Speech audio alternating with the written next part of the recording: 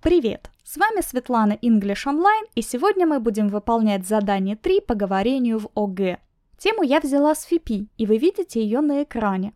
Нам нужно построить монолог, раскрыв все пункты плана из задания.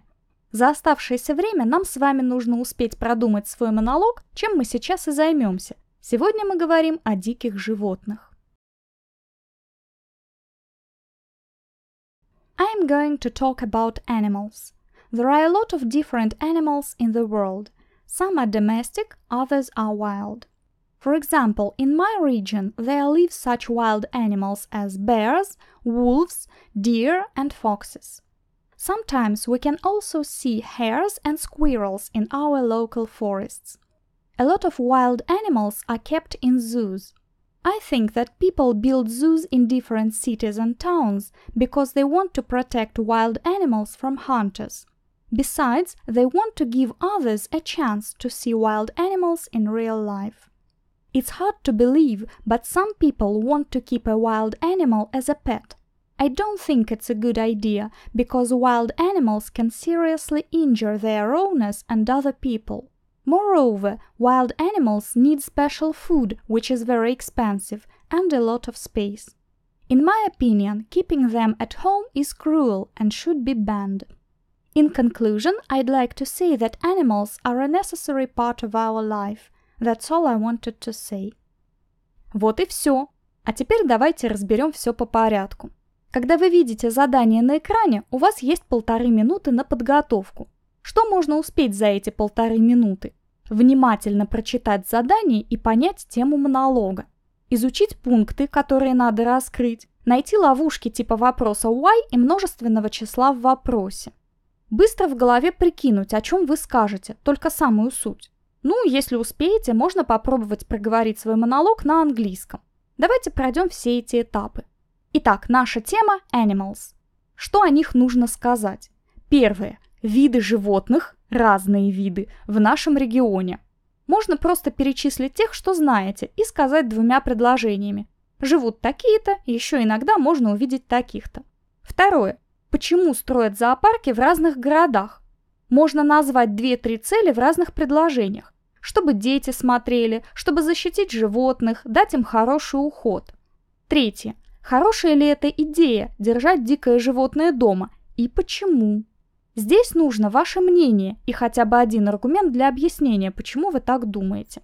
Не забывайте, что на каждый пункт нужно сказать минимум 2-3 фразы, то есть 2-3 законченные мысли. Если вы говорите длинными предложениями, то каждая законченная мысль в этих предложениях будет считаться фразой. Когда мы будем считать фразы, я это наглядно покажу. Еще нужно введение и заключение.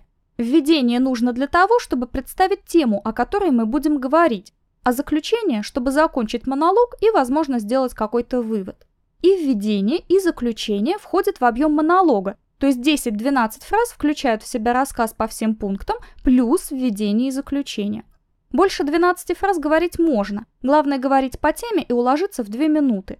Меньше 5 фраз говорить нельзя, это автоматически 0, потому что за 4 и меньше фраз тему раскрыть просто нельзя. Хочу подчеркнуть, что количество фраз – просто ориентир для эксперта, а никак не определяющий фактор, потому что само по себе количество фраз ничего не дает. Можно говорить много, развернуто, но не по теме, и точно так же получить мало баллов или вообще 0. Именно поэтому при выполнении данного задания не надо пытаться наскрести на 10 или скрупулезно делить свои фразы по пунктам. Лучше говорить по каждому пункту плана как можно больше, по теме, конечно же.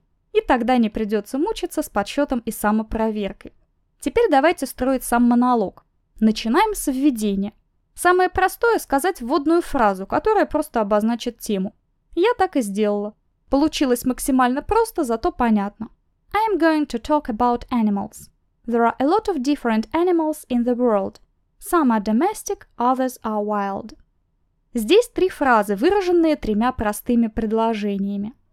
Теперь переходим непосредственно к плану, а именно к первому пункту. Нужно рассказать о диких животных в своем регионе. Сами понимаете, от вас не требуют всей правды и перечисления всех видов. Достаточно будет основных. Так я и сделала. Перечислила несколько видов, а потом сделала дополнение.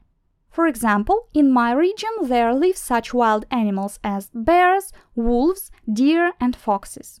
Sometimes we can also see hares and squirrels in our local forests. Видите, как связано введение и первое предложение ответа на первый пункт монолога? Some are domestic, others are wild. For example, in my region there live such wild animals as... Это нужно для логики, которая также оценивается в монологе. Здесь всего две фразы, но про виды животных сложно сказать много, поэтому не страшно. Самое главное, мы раскрыли пункт и назвали несколько видов животных, как и требовалось по заданию. Второй пункт про зоопарки, и нам надо снова логически связать предыдущее предложение с новой мыслью. Здесь ничего кардинально нового нет, все и так связано, поэтому про зоопарки можно просто сказать так. A lot of wild animals are kept in zoos. I think that people build zoos in different cities and towns. Ну а дальше рассказывать почему. Вот здесь уже можно назвать много причин, но не забываем, что пункт звучит как Why people build zoos in the cities and towns.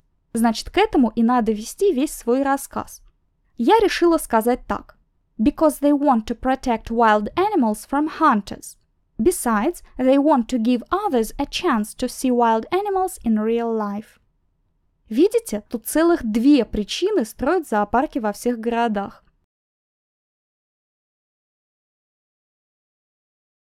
Тут три фразы. Теперь последний пункт. Whether it's a good idea to keep a wild animal as a pet and why. Сначала надо выразить свое мнение, считаете ли вы это хорошей мыслью, а потом объяснить. В предыдущей части мы говорили о строительстве зоопарков, а тут надо о содержании диких животных в качестве питомцев, поэтому нужен переход. У меня такой. It's hard to believe, but some people want to keep a wild animal as a pet. Теперь, собственно, суть. I don't think it's a good idea, because wild animals can seriously injure their owners and other people. Moreover, wild animals need special food, which is very expensive, and a lot of space. In my opinion, keeping them at home is cruel and should be banned. У меня есть мнение и два аргумента про опасность и неудобство содержания. И в конце мне показалось логичным добавить вывод, который усиливал бы мое мнение, что это не просто плохая идея, а вообще должно быть запрещено. Здесь получилось 5 фраз в 4 предложениях. Вот предложение из 2 фраз.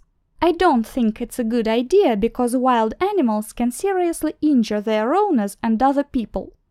Обратите внимание, что нельзя считать I don't think отдельной фразой, потому что сама по себе она не несет никакого смысла, это просто связка. А вот I don't think it's a good idea уже имеет смысл. Ну и заключение. В моем случае я делаю простой вывод о том, что дикие животные являются важной частью нашей жизни. In conclusion, I'd like to say that animals are a necessary part of our life.